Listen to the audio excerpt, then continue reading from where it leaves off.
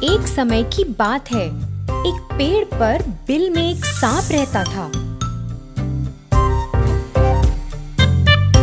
वो मेंढक, बतख और पंछियों को खाता था।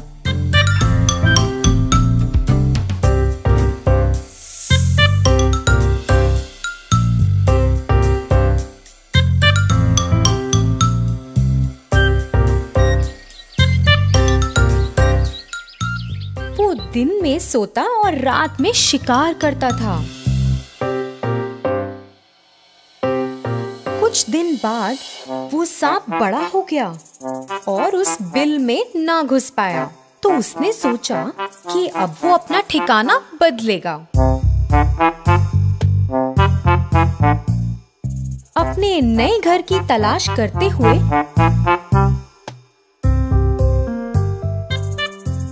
उसे एक बरगद के पेड़ पर एक बड़ा सा बिल दिखा।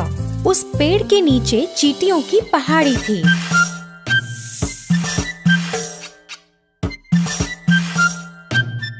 सांप पेड़ के पास आया और बोला, अब से इस पेड़ पर मैं रहूंगा। तुम सबको इस जगह से तुरंत जाना पड़ेगा। उस पेड़ के आसपास रहने वाले सभी जानवर और पंछी बहुत डर गए थे, मगर चींटियों को कुछ फर्क नहीं पड़ा था।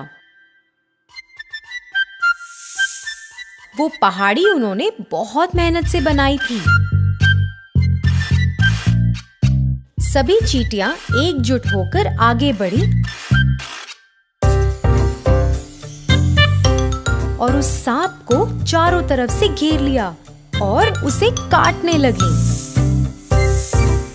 सांप को बहुत दर्द हुआ और चिल्लाता हुआ वहाँ से भाग गया। उसके बाद वो वहाँ कभी वापस नहीं आया। फिर तभी से सारे जानवर और पंछी वहाँ खुशी से रहने लगे। धन्यवाद बच्चों। एक बार एक पहाड़ की चोटी पर एक विशाल वृक्ष पर सिंधुका नाम का एक विशेष पक्षी रहता था। पक्षी की खासियत यह थी कि जब उसकी बूंद धरती पर गिरती थी तो वे शुद्ध सोने में बदल जाती थी।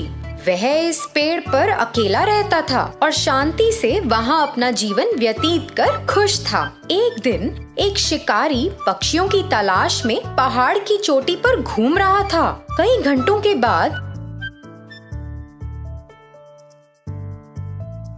जब वह किसी पक्षी को पकड़ने में सक्षम नहीं था, तो उसने विशाल पेड़ के नीचे कुछ देर आराम करने का फैसला किया, जिस पर सिंधुका रहता था। बस जब शिकारी सोने लगा ही था, तो पक्षी ने अचानक पेड़ के ऊपर से अपनी बूंद को गिरा दिया, जो धरती पर गिरते ही सोने में बदल गई। शिकारी के चेहरे के ठीक बगल में सोने का टुकड़ा गिरा और जब उसने देखा तो उसने चिड़िया की ओर देखा। फिर से एक और टुकड़ा गिर गया और इस बार शिकारी ने जमीन पर इसे सोने में बदलते देखा। इस सब ने शिकारी को बहुत हैरान कर दिया था। शिकारी सोचने लगा, मैं कई वर्षों से पक्षियों को पकड़ रहा हूँ, लेकिन कभी भी ऐसा पक्षी नहीं देखा, या यहाँ तक कि ऐसे पक्षी के बारे में सुना भी नहीं जिनकी बूंद सोने में बदल जाती है। यह निश्चित रूप से एक विशेष पक्षी है जिसे मुझे पकड़ना है। दुख की बात ये थी कि जब शिकारी ने ऐसा सोचा तो सिंधुका को उसके बारे में पता नहीं था। वह अपने पेड़ पर आराम कर रहा था और शिकारी योजना बना रहा था। शिकारी ने पेड़ पर एक जाल बहुत सावधानी से बिछा दिया जब पक्षी ध्यान नहीं दे रहा था और अंत में जाल में फंस गया। जब पक्षी जाल में फंस गया तो शिकारी ने उसे एक पिंजरे में डाल दिया और घर की ओर जाने लगा। उसी समय सिंधुका ने सोचा कि जाल पर ध्यान न देने के लिए वह कितना लापरवाह था और इसी कारण से बेचारा पकड़ा गया। अपने घर जाते वक्त शिकारी ने सोचा, अगर मैं इस पक्षी को रखूंगा तो मैं अमीर बन जाऊंगा और सभी को संदेह होगा कि कुछ तो गड़बड़ है। किसी दिन किसी को पक्षी की सच्चाई पता चलेगी और फिर वे राजा को पक्षी के बारे में बताएंगे। फिर मुझे इसे राजा को देना होगा। लेकिन अगर मैं पक्षी को सीधे ही राजा के सामने पेश करता हूँ तो वह मुझे इस पक्षी के बदले कुछ कीमती चीज देंगे। यह मेरे लिए बेहतर काम करेगा। मैं अपना शेष जीवन राजा की दी गई वस्तु के सहारे जी सकता हूँ। योजना के अनुसार वह सीधे राजा के महल में गया और राजा को सारी बात बताई। उसने राजा को पक्षी दिखाया और राजा एक ऐसे विशेष पक्षी को देखकर बहुत खुश हुआ जिसकी बूंद सोने में बदल जाती है। उसने अपने नौकर को बुलाया। इस पक्षी की उचित देखभाल करो, उसे एक शानदार पिंजरे में रखो और उसे भरपूर भोजन और पानी दो। सुनिश्चित करें कि वह दूर नहीं हो। वह महल का शाही पक्षी होगा और अपनी बूंदों से मुझे कई दौलत देगा। अचानक राजा के मंत्रियों में से एक राजा के पास पहुंचा।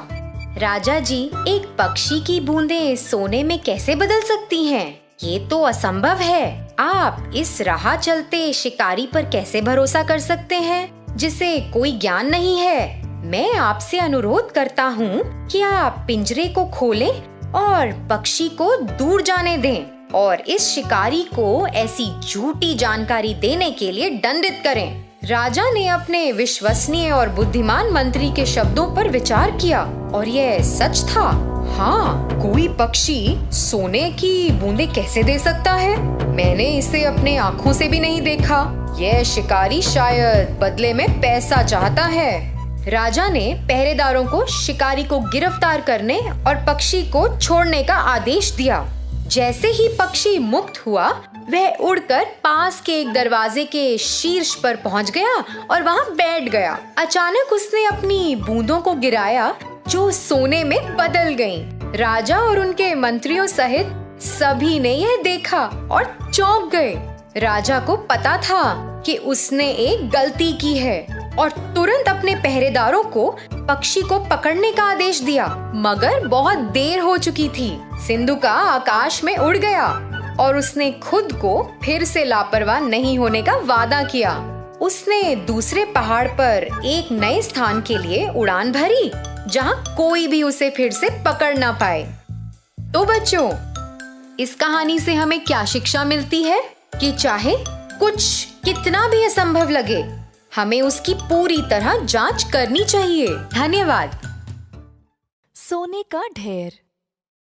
एक बार था एक किसान वीर नाम का। वह दूसरों के खेतों पर हल जोतने का काम करके अपनी रोजी रोटी कमाता था। एक दिन वह एक खेत पर गया। उसने काम शुरू ही किया था जब उसको जमीन में कुछ पीला और चमकीला नजर आया। मिट्टी हटाकर देखा तो अंदर था सोने का एक ढेर।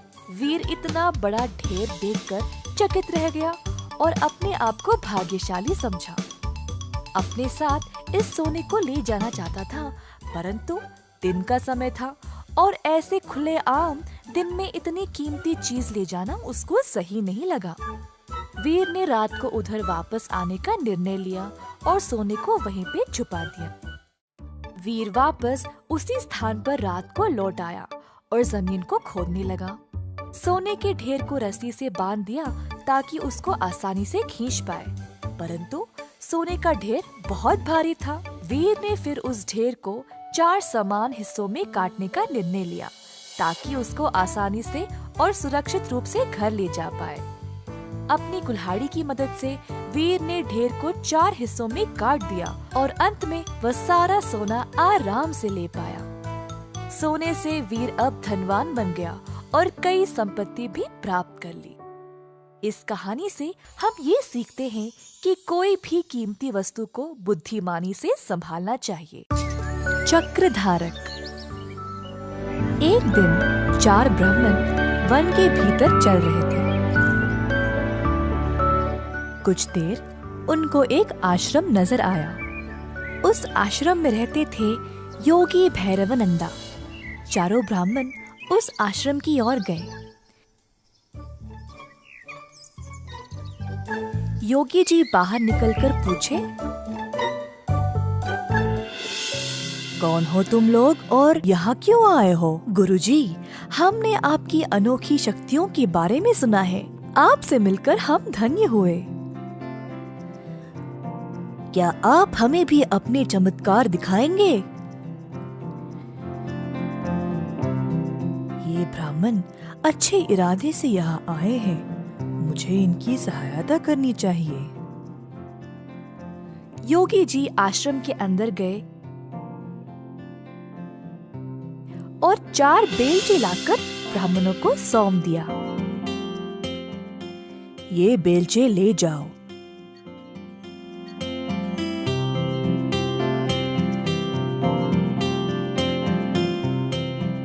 गांव के पास एक छोटा तालाब है और उस तालाब के साथ ही एक अंजीर का पेड़। उस पेड़ के पास जो लाल मिट्टी है उसे खोदो और अपना भाग्य आजमाओ। ब्राह्मणों बेलचे लेकर उसी स्थान पर आ पहुँचे।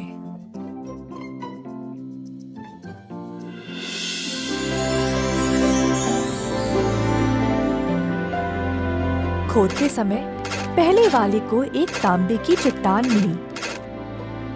ओह ओह, कमाल है, तांबे की चट्टान। चलो वापस चलकर इसको आपस में बांट लें।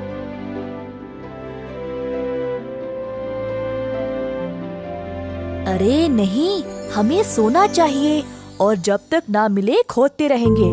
तुम चाहो तो वापस जा सकते हो। पहला ब्राह्मण संतुष्ट था तो वो वापस चला गया।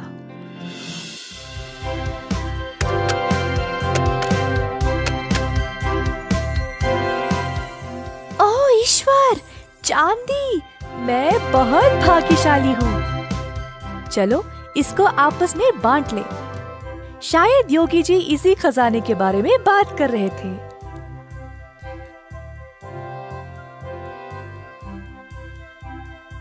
हमको अभी सोना नहीं मिला, हम कोशिश करते रहेंगे।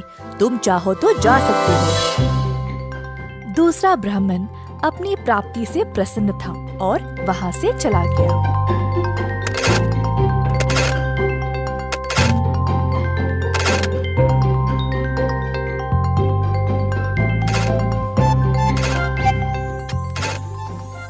देखो, सोना मिल गया। चलो इसको भोरी में भर के ले जाएं। अरे ना ना, लगता है ये कोई विशेष जगह है। पहले तांबा, फिर चांदी, फिर सोना। अगर मैं और कोशिश करूं तो शायद मुझे हीरे मिल जाए। तुम जा सकते हो, मैं हीरे लेके ही वापस आऊंगा। इतने लालची भी मत बनो, अब अंत में कुछ नहीं मिलेगा। हमको इतना सब कुछ तो मिला है पहले ही। चलो चलते हैं। ना, मैं तो हीरे लेके ही आऊंगा, देख लेना। चौथा ब्राह्मण खोदता ही रहा, थक गया और देर भी हो चुकी थी, परंतु ब्राह्मण ने खोदना बंद नहीं किया। खोदते खोदते जमीन में एक बड़ा सा सुराख बन गया और अचानक से ब्राह्मण उसी में फिसल गिर पड़ा। खुद को उसने कोई अलग सी जगह में पाया। ऊपर उठा तो उसने एक आदमी को देखा जिसके सर पर एक चक्र घूम रहा था। ब्राह्मण हैरान रह गया। तुम कौन हो और यहाँ क्या कर रहे हो? और ये तुम्हारे सर पर चक्र क्या है? ब्राह्मण के ऐसा पूछते ही वो चक्र अब उसी के सर पर आ गया और घूमने लगा। ये क्या है? इस चक्र को मुझसे दूर करो। मैं कुछ नहीं कर सकता, ये सब ईश्वर के हाथ में है। इधर लालची लोग गिरते हैं। अब तुमको इस खजाने की रक्षा करनी पड़ेगी। तुम्हें ना भूख होगी, ना प्यास, और ना ही तुम्हारी उम्र बढ़ेगी। मृत्यु से भी मुक्त रहोगे। पहले ये बताओ, मैं इस चक्र से मुक्त कैसे हो जाऊं? लालची लोग जब ज्यादा खोदने लगते हैं तो वे इधर गिर पड़ते हैं। कोई और तुम्हारी तरह इधर गिरेगा। अरे नहीं, इतनी बड़ी जिम्मेदारी, मैं इस चक्र का भार बर्दाश्त नहीं कर सकता। ये कब से तुम्हारे सिर पर था? नहीं पता। मैं कई वर्ष पहले यहाँ आया था जब महाराज राम का राज चल रहा था। मुझे तांबा, चांदी और सोना भी मिला परंतु हीरों की लालच में मैं भी फिसल गिर पड़ा।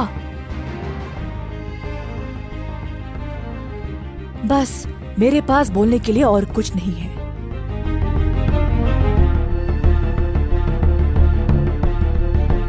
ऐसा बोलकर साधक उसी सुराग से बाहर निकल गया। जब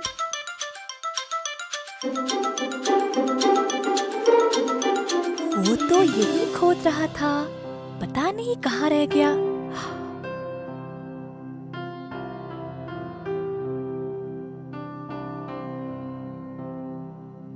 ओ सुनिए, मेरा मित्र यहाँ पर मेरे साथ ही खोद रहा था।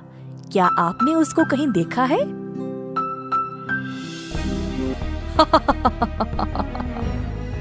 साधक हंसने लगा और तीसरे ब्राह्मण को सारी घटना सुनाई।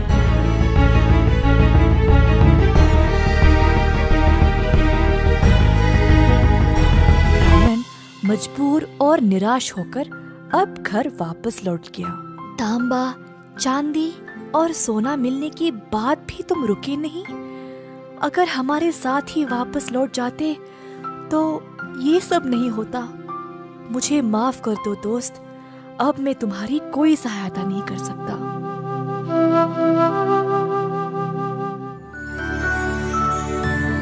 लालची दोस्त।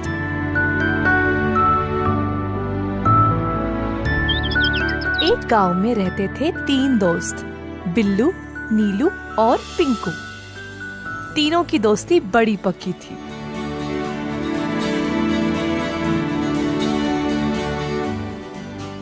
बिल्लू और नीलू बहुत चतुर लड़के थे। कोई भी काम 2-3 बार सोच समझकर करते थे। दूसरी ओर पिंकू थोड़ा लापरवाह था।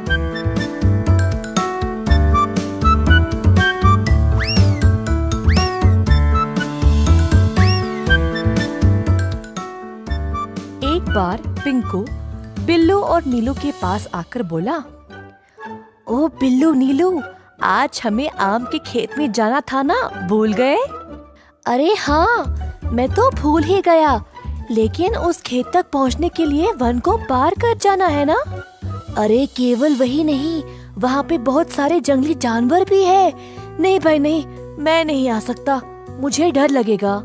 अरे यार, वहाँ कोई जंगली जानवर नहीं है, लोग हर रोज उसी रास्ते से आते जाते हैं। चलो ना, चलते हैं। पिंकू, लेकिन मैंने अपने माँ बापू को नहीं बताया। जब तक हम वापस आएंगे शाम हो जाएगी, हम कभी और जाएंगे। ओफो, क्या तुम सब कुछ माँ बाबू को बोल के करते हो क्या? अगर तुम उनसे पूछोगे तो वे तुम्हें अनुमति नहीं देंगे। चलो हम जल्दी चलते हैं। ठीक है, परंतु अगर कुछ भी गड़बड़ हुआ तो हमें एक दूसरे की सहायता करनी पड़ेगी। किसी को भी पीछा नहीं छोड़ेंगे, ठीक है ना? अच्छा, ठीक है, अब चलो तो सही। तीनों दोस्त वन के भीतर चल पड़े, लेकिन सबको डर लगी थी, क्योंकि बचपन से वे सब एक भयानक जानवर की कहानी सुनते आए हैं जो इसी वन में रहा करता था। थोड़ा आगे चलते ही अचानक से उनको एक तेज आवाज सुनाई दी। तीनों झट से रुक गए और आसपास देखने लगे कि ये आवाज आई कहाँ से। अचानक से मुड़कर देखा तो उनके पीछे था एक बड़ा सा भालू। तीनों भयभीत होकर वहाँ से भागने लगे और एक पेड़ के पीछे छुप गए। हे भगवान, भालू आ गया, अब क्या करें? बिल्लू, नीलू, इस पेड़ को चढ़ने में मेरी सहायता करो। ऊपर जाने के बाद मैं तुम दोनों को खींच लूंगा। जैसा पिंकू ने कहा वैसे ही बाकी दोनों ने किया। पिंकू, अब तुम अपना हाथ दो। अरे, अपना हाथ क्यों नहीं दे रहे हो? जल्दी, भालू आ रहा है, जल्दी करो। वैसे यहाँ एक ही बैठ सकता है, तुम लोग कहाँ बैठोगे? बिल्लू और नीलू को पिंकू के ऐसा बोलने पर समझ ही नहीं आया। भालू और पास आने लगा। मेरे दोस्त नीलू, अगर हम जमीन पर पड़कर मरने का नाटक करें तो भालू शायद हमें कुछ नहीं करेगा। हाँ बिल्लू, अब यही करेंगे। दोनों लड़के जमीन पर पड़ गए और हिले बिना मरने का नाटक किया। भालू लड़कों के पास आया और उनको सूंघने लगा। दोनों को मरा हुआ समझ के भालू वहाँ से चला गया।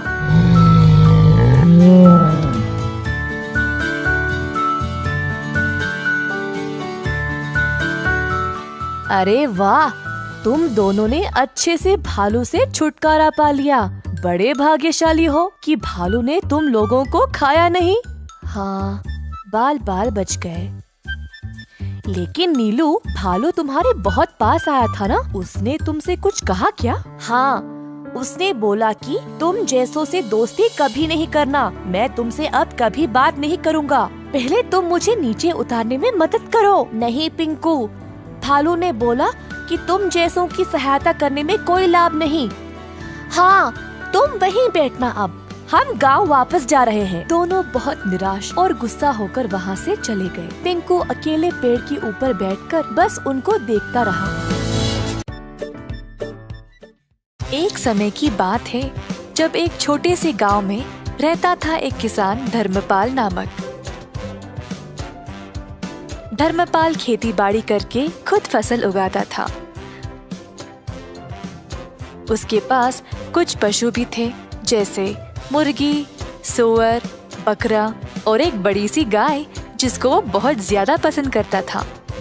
गाय से उसको काफी प्यार था क्योंकि वह हर रोज बहुत सारा दूध देती थी। धर्मपाल की कमाई ज्यादातर गाय के दूध से ही मिलती थी, तो वो चाहता था कि गाय हमेशा स्वस्थ रहे। एक दिन जब धर्मपाल खेत में काम कर रहा था, उसका बेटा रोते हुए उसके पास आया। बापू, बापू, जल्दी आइए। क्या हुआ बेटा? गैया बीमार हो गई शायद, जमीन पर पड़ी है और अजीब आवाजें निकाल रही है, दूध भी नहीं दे रही है। किसान और उसका बेटा तुरंत घर की ओर गए तो देखा कि गैया बहुत कमजोर लग रही थी। जब दूध निकालने की कोशिश की तो दूध भी नहीं निकला। किसान बहुत ही परेशान हो गया। अगर यह दूध नहीं देगी तो मैं क्या करूँगा? बिना दूध के ये तो बेकार है मेरे लिए। हर बार इसके लिए दवाई और देख रेख करने का समय नहीं है मेरे पास। कुछ न कुछ करके इससे छुटकारा ही पाना पड़ेगा। किसान को लगा कि अब गाय ठीक नहीं हो पाएगी, तो उसको खड़ा करके वन की ओर चलाते गया। गाय ने बहुत दूध दिया और अब वह उसके लिए बेकार हो चुकी थी। जंगल के भीतर पहुंचने के बाद किसान ने गाय को खुला छोड़ दिया और वहां से चला गया। बेचारी गैया अकेले और असहाय खड़ी रही। थोड़ी देर बाद गाय जंगल से डरने लगी और वहां से निकलने का रास्ता ढूंढने लगी। अपनी हिम्मत जुटाकर चलने लगी। बहुत देर बाद आखिरकार वह खुली जगह पर पहुंच गई, पर उसको पता ही नहीं था कि वह कहाँ आ गई। अचानक से उसने एक छोटा सा घर देखा और जल्दी उसकी ओर चलने लगी। घर तक पहुंचते ही वह थकावट से बेहोश गिर पड़ी दरवाजे के पास। यह एक गरीब आदमी मधु का घर था। सुबह सवेरे मधु बाहर आया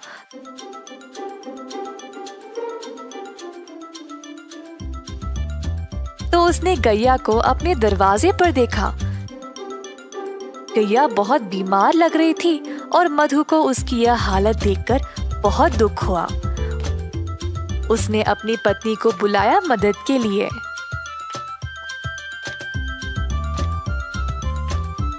हो, सुनती हो?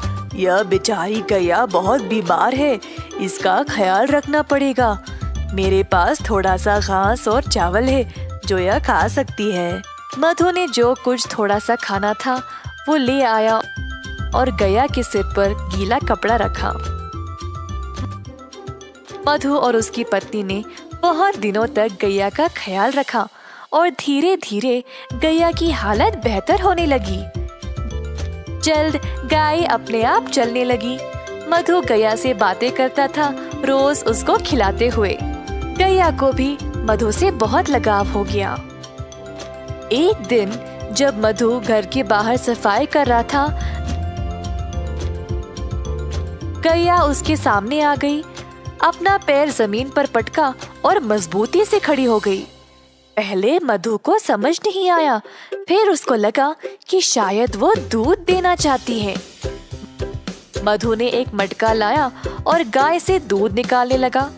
इतना सारा दूध देखकर मधु खुशी से झूम उठा। जल्दी वह अपनी पत्नी को दिखाया, देखो क्या हुआ आज, गौ माता ने दूध दिया है। हम इसको बेचकर अच्छा पैसा कमा सकते हैं। ये तो कमाल हो गया जी, प्रभु ने हमारी प्रार्थना सुन ली। ठीक है, आप जल्दी बाजार जाइए और इसको बेचकर पैसे ले आइए। आज रात हम घर पे दावत करेंगे। तो मधु गया बाजार और दूध बेचकर अच्छा पैसा कमाया।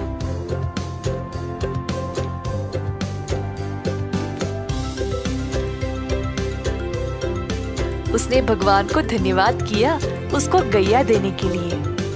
मधु दूध बेचने लगा और जल्द अपने शुद्ध दूध के लिए मशहूर बन गया। गांव वालों को अब केवल उसी का दूध चाहिए था, जिसके लिए अच्छी रकम भी दिया करते थे। इस बात की खबर धर्मपाल तक पहुंच गई। मेरी गैया को चुराने की हिम्मत कैसे हुई इसकी, और अब वह अच्छे पैसे कमा रहा है। मैं अभी जाकर उसको वापस लूंगा, वो तो मेरी गाय है। धर्मपाल गया मधु के घर। मैंने सुना मेरी गैया तुम्हारे पास है और तुम उसका दूध बेच रहे हो। ये तुम्हारी नहीं है, दे दो मुझे वापस। यह सच नहीं है, गाय बहुत बीमार थी और मरने वाली थी। तुमने इसका ख्याल नहीं रखा, पर मैंने इसको ठीक किया है, तो यह मेरी है। तुम गाय को वापस नहीं ले सकते। मैं चुपचाप नहीं बैठने वाला, ग्राम प्रधान के पास जाकर उनसे बात करूंगा। अब वही फैसला करेंगे। तो दोनों आदमी ग्राम प्रधान के पास जाकर अपनी समस्या सुनाई। तो यह है तुम लोगों की समस्या, यह तो बहुत आसान है, मैं हल कर दूंगा, चिंता ना करो। धर्मपाल को लगा अब वह जीत ही गया। उसको पता था कि वही गाय का असली मालिक है, तो बस उसी का नाम सुनने का इंतजार करता खड़ा रहा। तुम दोनों गाय के दाएं और बाएं खड़े हो जाओ। तो दोनों इसी प्रकार गाय के आजू बाजू में खड़े हो गए। कुछ देर तक सब चुपचाप थे। अचानक से गाय अपनी जगह से हिली और मधु के पास आकर खड़ी हो गई। अतः ग्राम प्रधान ने यह निर्णय लिया कि गाय मधु की ही है, क्योंकि उसी ने उसको प्यार दिया और उसको अच्छे से ख्याल रखा।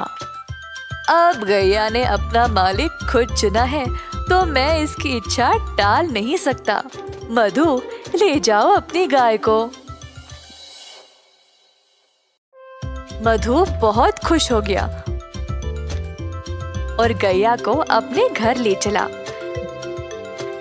धर्मपाल निराश होकर पछताने लगा कि उसने गैया को पहले जाने ही क्यों दिया था। इस कहानी से हम यह सीखते हैं कि कठिन समय में अपने वरदान को ऐसे ही जाने ना दें। आपके पास जो है उसको हमेशा महत्व दें।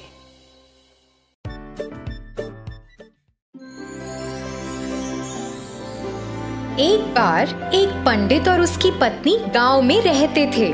वे एक छोटे से घर में एक नदी के किनारे रहते थे। वे बेहद गरीब थे और जीवन यापन करने के लिए बहुत संघर्ष करते थे। पंडित अपनी पत्नी को कई सुख भोग देकर खुश करना चाहता था। एक दिन पंडित झील के पास बैठा था, जबकि उसकी पत्नी रसोई में काम कर रही थी। पंडित शांतिपूर्ण दोपहर में कुछ प्रार्थनाएं कर रहा था। जब उसने अपनी आंखें खोली तो देखा कि झील पर एक सुंदर सुनहरा हंस उसकी ओर आ रहा है।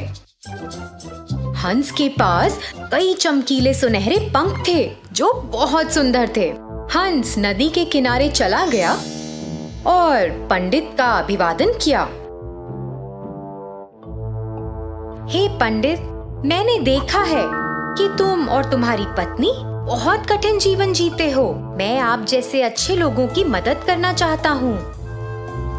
तुम बहुत दयालु हो मेरे दोस्त। भगवान ने मेरी प्रार्थना सुन ली। तुम्हारे पंख कितने सुंदर हैं। क्या वे असली सोने से बने हैं?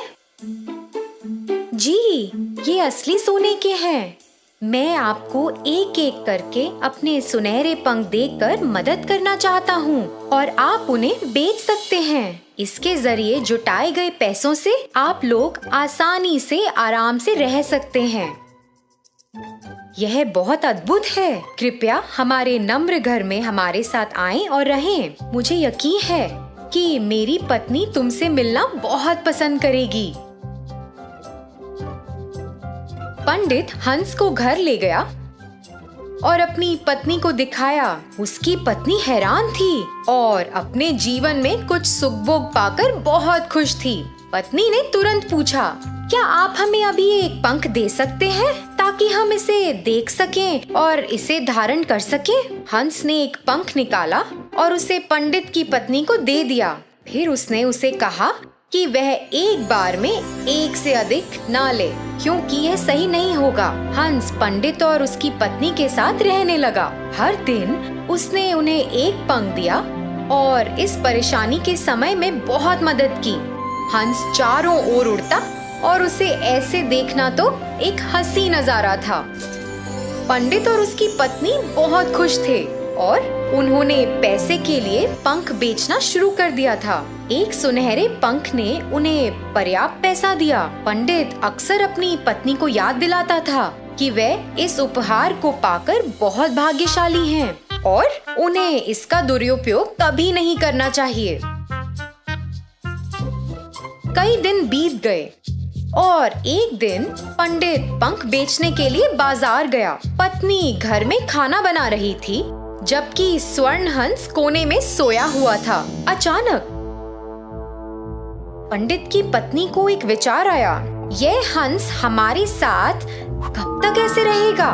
हमें तो बस इसके पंखों की जरूरत है, लेकिन इस प्रक्रिया में हमें इसे खिलाना है, स्नान कराना है और इसकी देखभाल भी करनी है। हम इस हंस पर भरोसा नहीं कर सकते।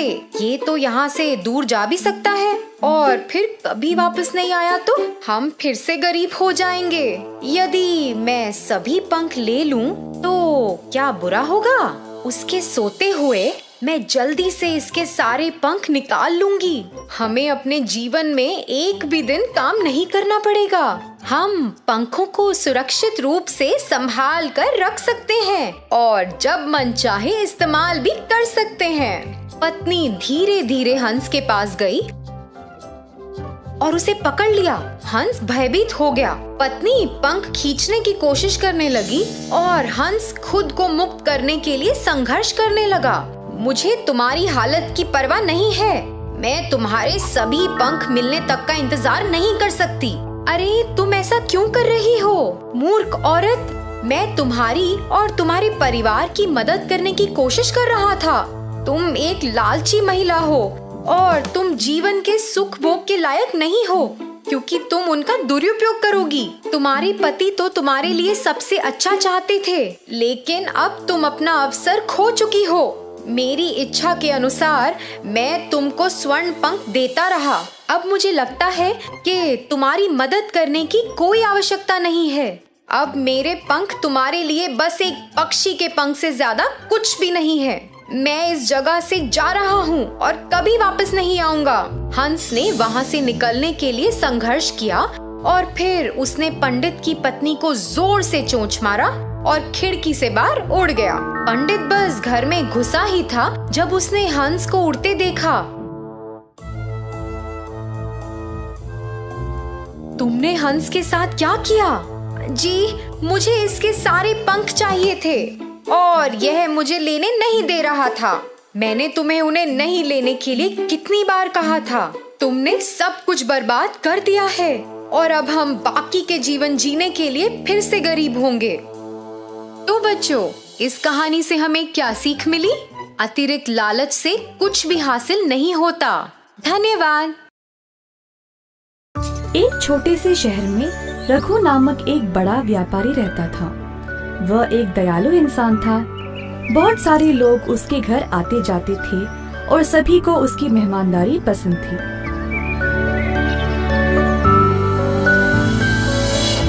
लेकिन एक दिन उसने अपना धन एक व्यापार में लगाया जिसका नुकसान हो गया, जिसकी वजह से रघु ने अपना सारा धन दौलत खो दिया।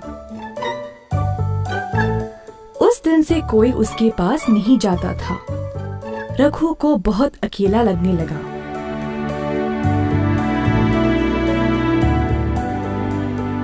पैसों के बिना मेरा कोई महत्व है ही नहीं, ऐसे कैसे जीऊं मैं? ऐसा सोचते सोचते रघु गहरी नींद में सो गया। उसने तब एक बहुत अच्छा सपना देखा। सपने में एक साधु ने उससे बोला, ओ रघु, तुम बहुत ही अच्छे इंसान हो, मैं तुम्हारी सहायता करूंगा। कल मैं तुम्हारे घर आऊंगा, फिर मेरे सिर को तुम एक लकड़ी से छूना और मैं सोने में बदल जाऊंगा। उस सोने का उपयोग करके अपनी परेशानियों से निकल जाओ।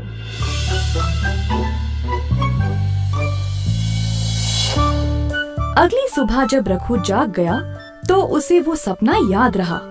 सोच में पड़ गया कि ये सच होगा भी या नहीं। इसी दौरान कोई दरवाजे पर आया। रघु की पत्नी ने दरवाजा खोला और देखा कि नाई आया हुआ है।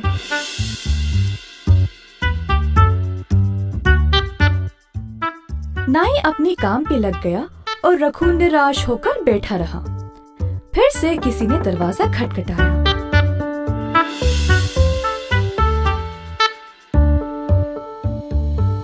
इस बार सच में एक साधु बाहर खड़ा था। रघु साधु को देखकर आश्चर्य रह गया।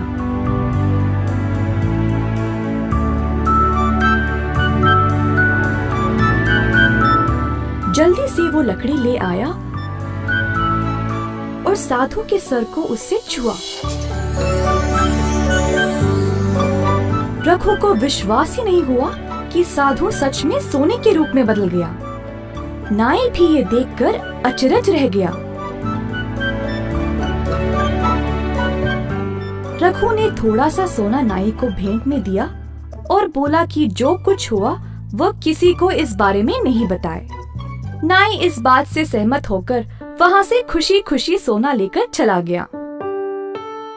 कुछ देर बाद वह सोचने लगा, अच्छा तो इन साधुओं के सिर पर लकड़ी से मारने से ये सोने में बदल जाते हैं। अगले दिन ये लालची नाई एक मंदिर गया और सभी भिक्षुओं को अपने घर भोजन पे बुलाया।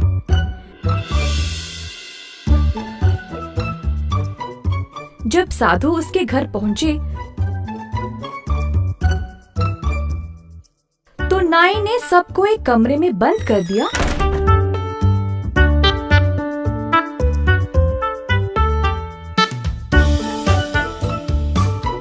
और लकड़ी से सबके सिर पर मारने लगा। बेचारे भिक्षुओं को बहुत जोर की चोट लगी। जैसे तैसे करके सभी वहाँ से भाग गए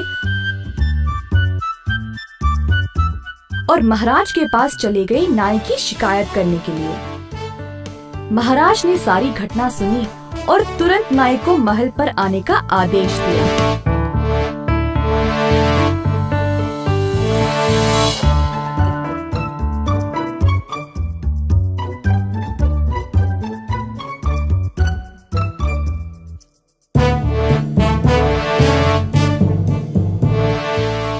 तुमने इन भिक्षुओं को क्यों मारा? पूछा महाराज ने। जो कुछ नाई ने रघु के घर पर देखा उसने सब कुछ बताया। फिर महाराज ने रघु को भी उधर बुलाया और उससे भी यही सवाल किया। प्रणाम महाराज। जी हाँ, ये सच है कि वो साधु सोने में बदल गया, परंतु मैंने उसके सिर पर मारा नहीं। लगता है इस नाई को पूरी कहानी पता ही नहीं। रघु ने महाराज को सब कुछ बताया और उसके वो सपने के बारे में भी। आखिरकार महाराज को सब समझ आ गया और उस लालची नाई को उसके कर्मों के लिए बंदी बना लिया।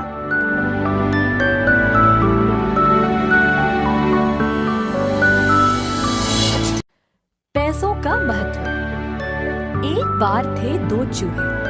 चूहों के माँ बाप ने दोनों को बहुत लाड प्यार से बड़ा किया, पर इतना लाड की वजह से वे आलसी और लापरवाह बन गए। माँ बाप की लाख कोशिश के बाद भी दोनों के बर्ताव में कोई बदलावट आई ही नहीं। एक दिन पापा चूहे ने दोनों बच्चों को बुलाया और कहा, मुझे नहीं लगता कि तुम दोनों इस परिवार का ख्याल रख पाओगे। तुम दोनों में कोई प्रगति दिखाई नहीं दे रही है। दोनों चूहों को पापा के ऐसे कहने पर बुरा लगा। पापा, अपने आप को साबित करने के लिए हमें एक मौका दीजिए। ठीक है, तुम्हें एक मौका मिलेगा, पर मुझे बदलावट नजर आनी चाहिए। साबित करो मुझे कि तुम दोनों भी कमा सकते हो और जिम्मेदार बन सकते हो। चूहों ने पापा की बात मानी और फिर अपने रास्ते चल पड़े। अगले दिन दोनों चूहे नौकरी की खोज में घर से निकले। बहुत कोशिश करने के बाद भी उन्हें कोई ढंग की नौकरी मिली ही नहीं। अंत में उनको मजदूरी का काम मिला, जिसमें उनको सामान की बोरियां उठाना पड़ेगा।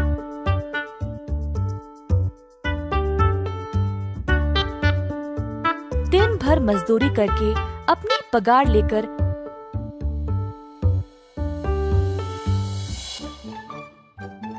घर आके गर्व से अपने पापा के हाथ में दे दिया। पापा चूहा पैसे लिया और घर के पीछे वाले नदी में फेंक दिया।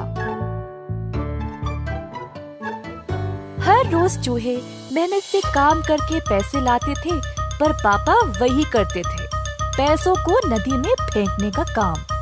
एक दिन चूहों का सब्र टूट गया और पापा से पूछे, पापा, हम इतने मेहनत से कमाते हैं और आप हर रोज पैसों को नदी में फेंकते हो। हाँ, आप ऐसे क्यों करते हो? मुझे पता है कैसा लगता है जब हर रोज की मेहनत की कमाई ऐसे रद्दी होती है। अगर तुम दोनों सबसे पहले पैसों का महत्व जानोगे, तब ही खुद पे खुद जिम्मेदार बन जाओगे। दोनों चूहों ने उस दिन अपना सबक सीखा। जो भी काम हो उसको ध्यान से और सोच समझकर करना चाहिए। उस दिन से चूहों ने अपने परिवार का ध्यान रखा और सबको खुश रखने की कोशिश की। एक व्यापारी का था एक जिद्दी और अधार्मिक बेटा बिल्लू।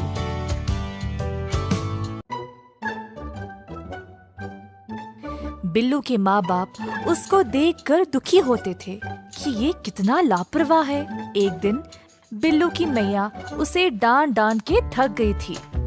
बिल्लू की धार्मिक भावनाओं को जगाने के लिए मैया ने उसको मंदिर भेजना चाहा, साधु जी का उपदेश सुनने। हमेशा की तरह बिल्लू ने जाने से मना कर दिया और भगवान और उसकी माँ का मजाक उड़ाया।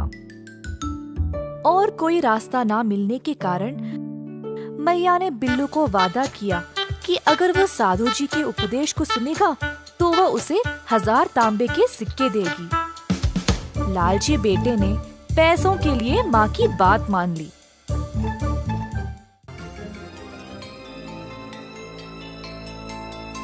प्रवचन के दौरान बिल्लू मंदिर में बैठा रहा। वह प्रवचन के खत्म होने का इंतजार कर नहीं पाया ताकि वह घर जाकर 1000 तांबे के सिक्के ले ले। साधु जी की शिक्षा सुनने के बजाय बिल्लू आराम से सो गया। अगली सुबह बिल्लू घर वापस आया और अपनी मैया से वो 1000 सिक्के ले लिए। उसने अपनी माँ को बोला कि वह व्यापार करने अब विदेश जाएगा। मैया ने उससे ना जाने की भीख मांगी, परंतु बिल्लू ने कुछ नहीं सुना। उस रात बिल्लू ने अपना सामान बांधा और जल यात्रा के लिए निकल पड़ा। वह बंदरगाह गया और एक नाव पर सवार हो गया जो विदेश के लिए निकल रही थी। बिल्लू अपने 1000 सिक्कों के साथ दुनिया देखने के लिए उत्सुक था। वह समुद्र की हवाओं में लंबी सांसें ले ही रहा था जब अचानक बिजलियां चमकने लगी। थोड़ी देर में हल्की हवाएं तेज तूफान में बदल गई। लोग इधर से उधर भाग रहे थे। नाव उलट पुलट हो रही थी और नाव का कप्तान सब कुछ काबू में रखने की कोशिश कर रहा था। बिल्लू डर से कांपने लगा क्योंकि वह कभी भी घर से इतना दूर नहीं रहा। अपनी जान के लिए वह रोने लगा।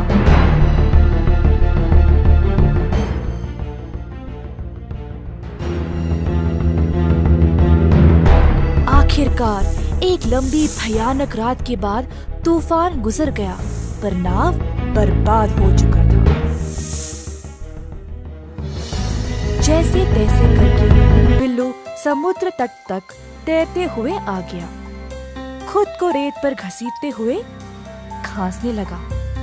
जब उसने अपने चारों ओर देखा तो उसे एहसास हुआ कि वह एक द्वीप पर था। उसे अपने इर्द गिर्द एक भी मनुष्य नजर नहीं आया। बिल्लू गला फाड़कर आंसू बहाने लगा। अगर अपनी मैया की बात मानी होती तो आज वह इस परिस्थिति में फंसा नहीं होता। बिल्लू को अपनी अवज्ञा और लालच का भारी रकम देना पड़ा।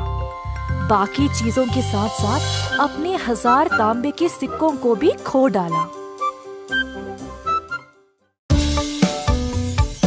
किसान और लालची बेटा। एक बार रहता था एक गरीब किसान। वह बहुत परिश्रमी था, पर इतना मेहनत करने के बावजूद भी उसकी खेत में कोई फसल नहीं थी। एक दिन पेड़ के नीचे विश्राम करते समय उसने एक सांप घर देखकर सोचा, शायद ये नाग ही इस खेत का रक्षक है। अगर मैं इसकी सेवा करूंगा तो मेरी खेत भी उपजाऊ हो जाएगी। अगले दिन किसान एक दूध की कटोरी ले आया और कहा, ओ नाग देवता, कृपया मुझे समृद्धि और सफलता का आशीर्वाद दे। सांप ने सारा दूध पिया और एक सोने का सिक्का उसके लिए छोड़ा। सोने का सिक्का? तो ये सच है। ये नाग देवा मेरे लिए शुभ है। धन्यवाद ओ नाग देवता। इसी प्रकार कई दिनों तक चलता रहा। एक दिन किसान को काम के लिए शहर जाना पड़ा। उसने अपने बेटे को बोला, बेटा, हर रोज नाग देवता को दूध देना नहीं भूलना। जी बापू, चिंता मत करो, मुझे पता है कैसे करना है। किसान के निकलने के बाद बेटा सांप को दूध देने लगा तो सांप ने रोज की तरह एक सोने का सिक्का दिया।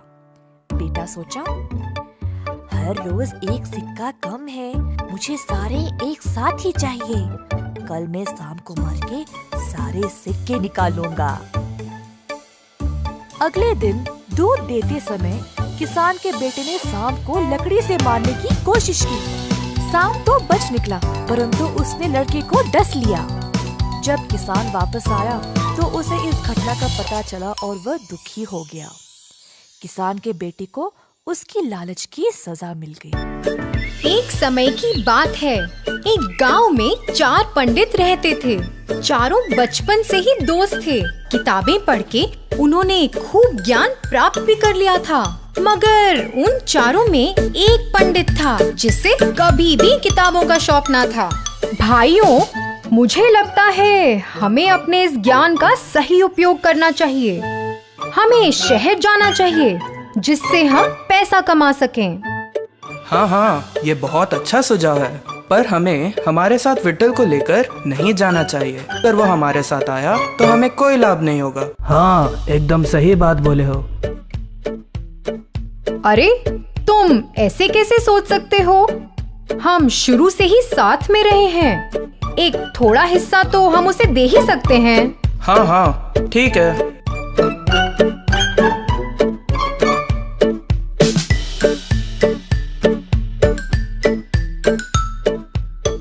चारों पंडित शहर की ओर चल पड़े। चारों चल ही रहे थे कि एक मक्खी दूसरे पंडित के आसपास मंडरा रही थी। पंडित उससे बहुत तंग हो रहा था। हटाने पर भी वो कहीं नहीं गई। उसे मारने के लिए पंडित मक्खी के पीछे भागा। अरे, तुम उसके पीछे क्यों भाग रहे हो? हम वैसे भी इतना बोझ उठाकर चल ही रहे हैं। क्यों ना मैं इस मक्खी को एक गधे में बदल दूं?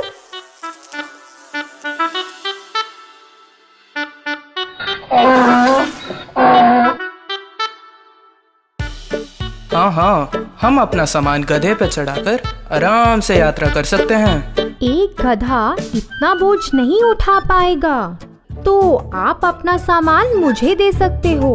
अगर तुम इतना बोझ उठाओगे तो सब लोग हमारे बारे में क्या सोचेंगे? नहीं नहीं, ये सही बात नहीं है।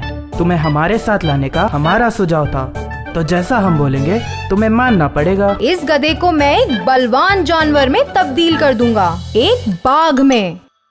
क्या एक बाघ में तब्दील करोगे? नहीं नहीं, ये सही नहीं है। एक बाघ तो हमारे लिए एक बहुत बड़ी मुसीबत बन जाएगा। तुम मूर्ख हो, तुम्हें क्या पता? हम जैसा बोलेंगे भाग वैसा ही करेगा। तुम बीच में मत पड़ो। तुम विट्ठल की मत सुनो, उसे इस बारे में कोई ज्ञान नहीं है। हाँ, हमने वैसे भी बहुत समय बर्बाद कर लिया है। अगर एक बाघ हमारे साथ हमारा बोझ उठा कर चलेगा तो सब लोग हमारी वाहवाही तो करेंगे। इसी दौरान उन तीनों पंडितों ने उस गधे को एक बाघ में बदल दिया और तभी विट्ठल तो झट से पेड़ पर चढ़कर बैठ गया। जो गधे से बाघ में तब्दील हुआ वो तो एक खूंखार जंगली जानवर था और फिर उसने तीनों पंडितों पर हमला बोल दिया। अरे बाप रे, अगर इन्होंने मेरी बात मानी होती तीनों जीवित होते। तो बच्चों, बिना बुद्धि के हमारी विद्या व्यर्थ है।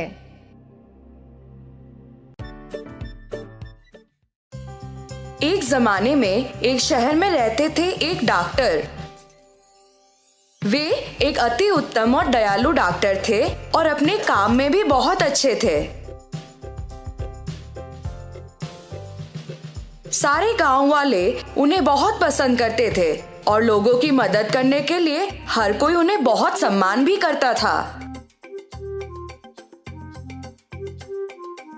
एक बार देर रात को बाहर बहुत तेज बारिश हो रही थी और डॉक्टर के दरवाजे पर किसी ने दस्तक दी। जब डॉक्टर ने दरवाजा खोला, उन्होंने देखा एक आदमी पूरी तरह भीगा हुआ था और कांप रहा था। श्रीमान, आप कौन हैं? इतनी बारिश में बाहर क्या कर रहे हैं? कृपया मेरी मदद करें। मेरा घर यहाँ से बहुत दूर है और मैं बहुत बीमार महसूस कर रहा हूँ। मैं बहुत कमजोर हो गया हूँ। मुझे नहीं लगता कि मैं घर पहुँच पाऊंगा। कृपया मुझे आज रात यहीं रहने दें और मेरा इलाज करें। अंदर आ जाइए, आप आज रात यहाँ विश्राम कर सकते हैं। वो आदमी बहुत आभारी होकर अंदर आ गया, जबकि डॉक्टर ने उसकी सर्दी और फ्लू दूर करने के लिए उसे कुछ दवाई दी। दूसरे दिन सुबह उस आदमी ने डॉक्टर से कहा कि वो गांव का एक सोनार है और उसे अगर किसी भी तरह की मदद चाहिए तो वो उसके पास आ सकता है। सुनार ने डॉक्टर का शुक्रिया अदा किया और वहां से चला गया। कुछ दिन बीत गए। डॉक्टर अपनी दवाएं बनाने के लिए कुछ आयुर्वेदिक जड़ों और फूलों की खोज में जंगल गए थे। रास्ते में उन्हें बहुत प्यास लगी और वो एक कुएं के पास थोड़ा पानी पीने के लिए रुके।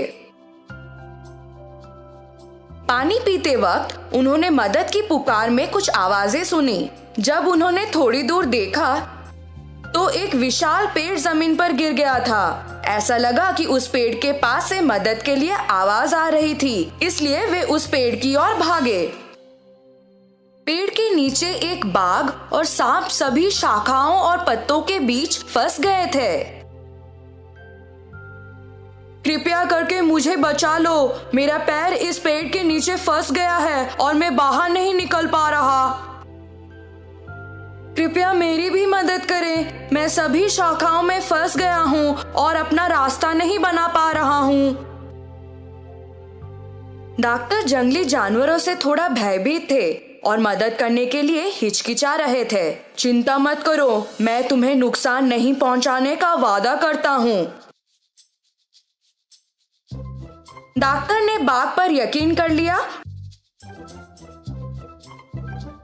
और पेड़ को उठा लिया। बाघ आजाद हो गया और डॉक्टर को उसकी मदद करने के लिए धन्यवाद कहा। यदि तुम्हें कभी किसी सहायता की जरूरत हो तो मुझे मदद के लिए पुकारना और मैं तुम्हें बचाने आ जाऊंगा। डॉक्टर ने बाघ को धन्यवाद कहा और सांप को बाहर निकालने लगे। जब सांप आजाद हो गया तो उसने भी डॉक्टर का शुक्रिया अदा किया और वही बोला, आपने मेरी जान बचाई है और मैं भी आपका एहसानमंद हूँ। यदि आपको कभी किसी सहायता की जरूरत हो तो मुझे बुलाएं और मैं आपकी मदद करने आ जाऊंगा। बाघ और सांप चले गए और डॉक्टर वापस घर आ गए। कुछ दिन बीत गए और डॉक्टर दवा बनाने के लिए जड़ों और जड़ी बूटियों को इकट्ठा करने के लिए फिर से जंगल गए। अचानक उन्होंने एक तेज आवाज सुनी और एक तेंदुए द्वारा हमला किए जाने वाले थे। डॉक्टर को कोई और भी शक्तिशाली प्राणी की जरूरत थी। उन्हें बाघ का वादा याद आया और उसे मदद के लिए पुकारने लगे, बाघ, बाघ बचाओ मुझे। बाघ ने डॉक्टर की पुकार सुनी और दौड़ते हुए उन्हें बचाने के लिए आया। उसने तेंदुए को डराकर वहां से भगा दिया। बाघ ने डॉक्टर को उसकी गुफा में आने का न्योता दिया और कहा कि उसे बहुत खुशी हुई कि उन्होंने उसे मदद के लिए पुकारा।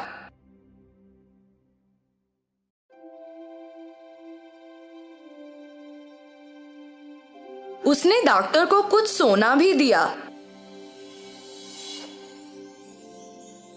जो उसे जंगल में मिला था और उसके साथ व्यापार करने के लिए कहा। जैसे ही डॉक्टर बाघ के गुफा से निकले, उन्हें सोनार के वादे के बारे में याद आया और वो गांव चले गए।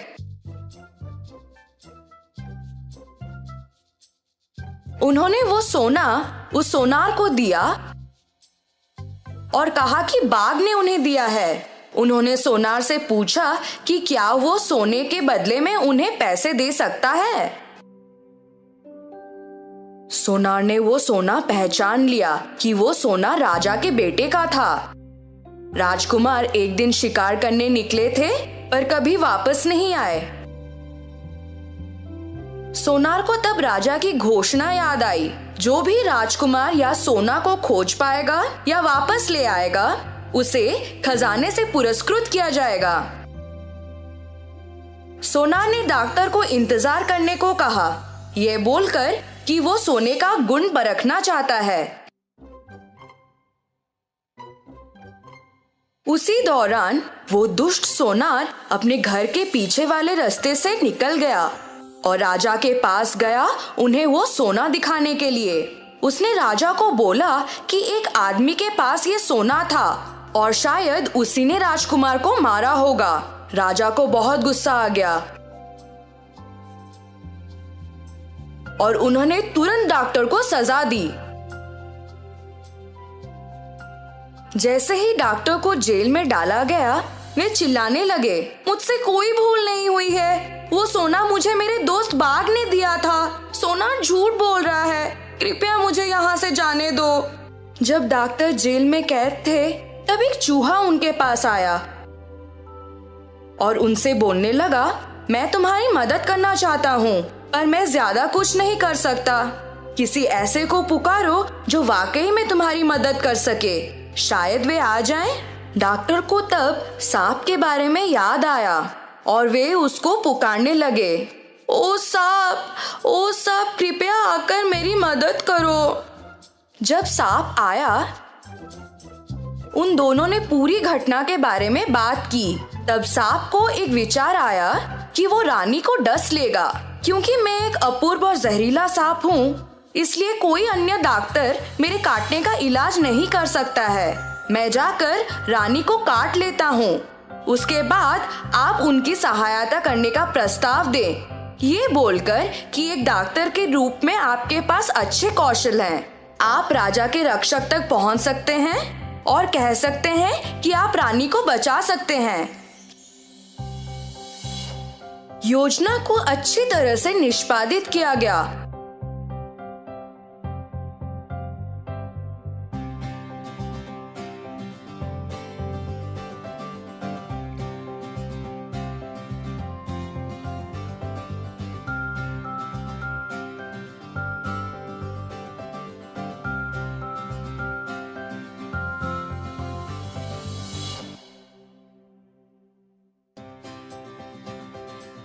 और राजा डॉक्टर से बहुत खुश हो गया। उन्होंने डॉक्टर से कहा कि उन्हें जो भी प्रसन्न हो वो उसकी मांग करें। किंतु डॉक्टर ने कहा, मुझे कुछ नहीं चाहिए। उस सोनार ने आपसे झूठ बोला। मुझे वो सोना मेरे बाग दोस्त ने दिया था। कृपया करके आप उस सोनार को सजा दें। राजा को बहुत गुस्सा आ गया और उन्होंने डॉक्टर को छोड़ दिया। किंतु उस सोनार को बंदी बना लिया। तो बच्चों, हमने क्या सीखा? हमेशा हर एक वादे या इंसान पर भरोसा नहीं करना चाहिए। चूहे की शादी। एक बार गंगा के तट के किनारे था एक सुंदर सा आश्रम जहाँ पर कुछ तपस्वी रहते थे शांति से, और गुरु यज्ञ के कुछ चेले जो हमेशा ध्यान करने में मग्न रहते थे। गुरु यज्ञ आत्मा अनुशासन का पालन किया करते थे। एक दिन जब गुरुजी स्नान कर रहे थे, तब एक चील अपने पंजे में एक चूहे को लिए उधर से उड़ रहा था। अचानक से चूहा चील के पकड़ से छूट गया और सीधा गुरुजी के हाथों में गिर पड़ा। जब गुरुजी ने देखा कि वो चील अभी भी उधर ही उड़ रहा था, तो उन्हें लगा कि इस चूहे को अकेला छोड़ना सही नहीं होगा। चूहे को एक बरगद के पेड़ के पास रखा और अपना स्नान पूर्ण किया। अपनी शक्तियों का इस्तेमाल करके उन्होंने उस चूहे को एक छोटी सी लड़की में बदल डाला और आश्रम ले गए। उन्होंने अपनी धर्मपत्नी से कहा, मेरी प्रिय, इस बच्ची को एक प्रदान मानकर स्वीकार करो, क्योंकि हमारे पास खुद की संतान नहीं है।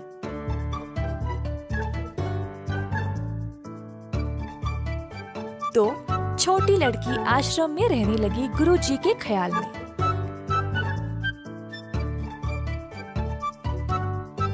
उसने बहुत ज्ञान पाया और दुनिया के बारे में भी बहुत कुछ सीखा। दोनों गुरुजी और उनकी पत्नी को अपनी अनोखी पुत्री पर गर्व था। एक दिन गुरुजी ने ध्यान दिया कि अब उनकी बेटी विवाह के लायक हो चुकी थी। अब क्योंकि वह खुद अनोखी थी, उनको लगा कि उसके लिए कोई अनोखा सहभागी चुनना चाहिए। अगली सुबह अपनी शक्तियों का उपयोग करके गुरुजी ने सूर्य भगवान को बुलाया और कहा, कृपया मेरी पुत्री से विवाह करें। अगर इसकी मर्जी है तो मेरी इच्छा है कि आप इसकी सहभागी बने। परंतु बेटी ने बोला, पिताजी, सूर्य भगवान तो पूरी दुनिया को रोशन करते हैं, पर वे बर्दाश्त के बाहर गर्म हैं और आग जैसे हैं। मुझे इनसे विवाह नहीं करनी। कृपया आप कोई और ढूंढे।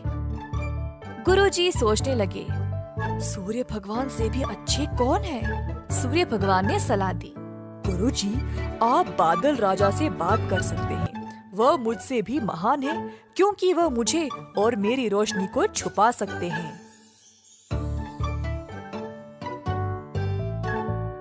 तो गुरुजी ने अब बादल राजा को बुलाया और कहा, अगर मेरी पुत्री की इच्छा है तो आप कृपया उसका हाथ विवाह में स्वीकार करें।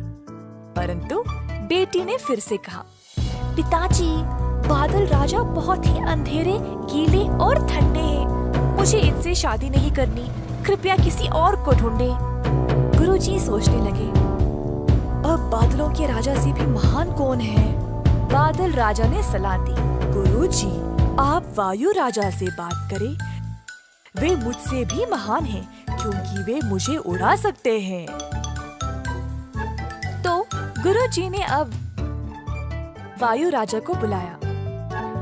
अगर मेरी पुत्री की इच्छा है तो आप कृपया उसका हाथ विवाह में स्वीकार करें। परंतु बेटी ने कहा, पिताजी, वायु राजा बहुत ही बेचैन और तेज है। हर समय दिशा बदलते रहते हैं। मुझे इनसे शादी नहीं करनी। आप किसी और को ढूंढे। गुरुजी फिर से सोच में पड़ गए। अब वायु राजा से भी महान कौन है? वायु राजा ने सलाह दी, गुरुजी, आप पर्वत महाराज से बात कर सकते हैं। वे मुझसे भी महान हैं, क्योंकि वे मुझे रोक सकते हैं। तो गुरुजी ने अब पर्वत महाराज को बुलाया और कहा, अगर मेरी पुत्री की इच्छा है तो आप कृपया उसका हाथ विवाह में स्वीकार करें। पर बेटी फिर से बोल उठी, पिताजी, पर्वत महाराज बहुत ही सख्त और कठोर है। वह एक ही जगह रहते हैं। मुझे इनसे शादी नहीं करनी। कृपया आप किसी और को चुनें। गुरुजी सोचने लगे, अब पर्वत महाराज से भी महान कौन है? पर्वत महाराज ने सलाह दी, क्यों ना आप चूहे के राजा से बात करें। वह मुझसे भी महान है, क्योंकि वे मुझ में भी छेद बना सकते हैं।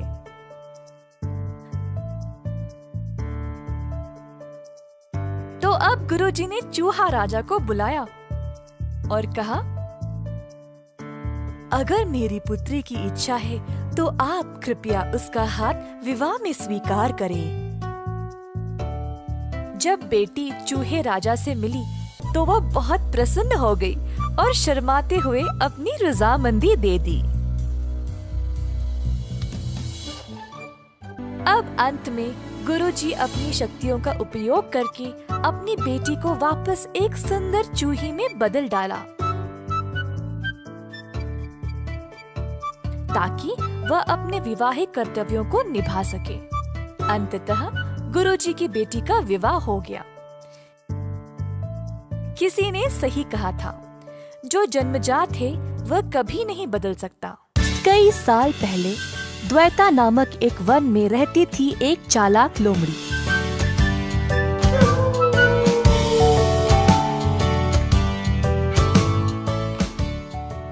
एक दिन तेज भूख के कारण लोमड़ी पूरे वन में खाना के लिए ढूंढ रही थी।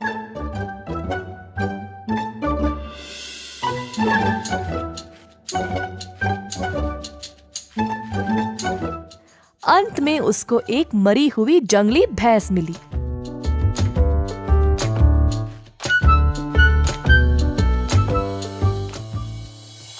अरे वाह, आज तो बड़ा अच्छा ही दिन है। मैं इस भैंस को 10 दिन तक मजे से खा सकती हूँ, परंतु इसकी चमड़ी तो बहुत मोटी है। मैं उसको चीर नहीं पाऊंगी। अब क्या करूं? उसी समय उस रास्ते से एक शेर गुजर रहा था। शेर को देखते ही लोमड़ी बोली, मेरे प्रभु, आप सही समय पर आए हैं। आइए, हम दोनों इस जंगली भैंस का मांस साथ साथ खाएंगे। क्या तुम्हारा दिमाग खराब है? तुम्हें पता नहीं तुम किससे बात कर रही हो? मैं इस जंगल का राजा हूँ और मैं केवल खुद से किया गया शिकार का मांस खाता हूँ। तुम्हें इतना भी नहीं पता? ऐसा कहकर शेर वहाँ से चला गया। कुछ समय बाद वहाँ एक बाघ आया। लोमड़ी सोचने लगी, ओफो, अगर ये बाघ इधर आया तो सब कुछ खा जाएगा और मेरे लिए कुछ नहीं बचेगा। कुछ भी करके इसको यहाँ से भगाना पड़ेगा।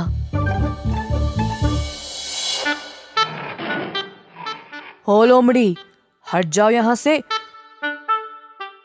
मुझे पता चला कि इधर एक जंगली भैंस है। चलो अब यहाँ से जाओ, ये भैंस अब मेरा है। जी, जैसा आप कहें। आपने सही सुना, परंतु इस भैंस को शेर जी ने मारा है और मुझे यहाँ रखवाली के लिए ठहरने को बोला। वे किसी भी समय वापस आते होंगे, तो मैं यहाँ से चली जाऊं? क्या ये भैंस शेर जी का शिकार है? उनका शिकार खाने से बेहतर है मैं भूखा ही रहूं। ऐसा कहकर बाघ भी वहाँ से चला गया। कुछ देर बाद वहाँ एक चीता आया। लोमड़ी जी, क्या आपने इस भैंस को मारा है? मुझे बहुत भूख लगी है मेरे दोस्त, थोड़ा मांस मैं भी खा लूं। मैं तुम्हारी भूख समझ सकती हूँ दोस्त, परंतु ये भैंस शेर जी का शिकार है और मैं यहाँ केवल एक रखवाली हूँ। वह किसी भी समय वापस आते होंगे। एक काम करती हूँ, तुम मांस खाना शुरू करो। शेर जी जब पास आएंगे तब मैं जोर से चिल्लाऊंगी, तुम उसी समय भाग जाना। धन्यवाद मेरी दोस्त, इस जंगल में तुम जैसों की हमें बहुत आवश्यकता है। चीता भैंस की चमड़ी को चीरने लगा। उसी समय लोमड़ी चिल्लाने लगी, भागो मेरे दोस्त भागो, शेर आ रहा है। ये सुनकर चीता वहां से तुरंत भाग गया। अब आराम से लोमड़ी ने पेट भर के अकेले अकेले मांस के मजे लिए।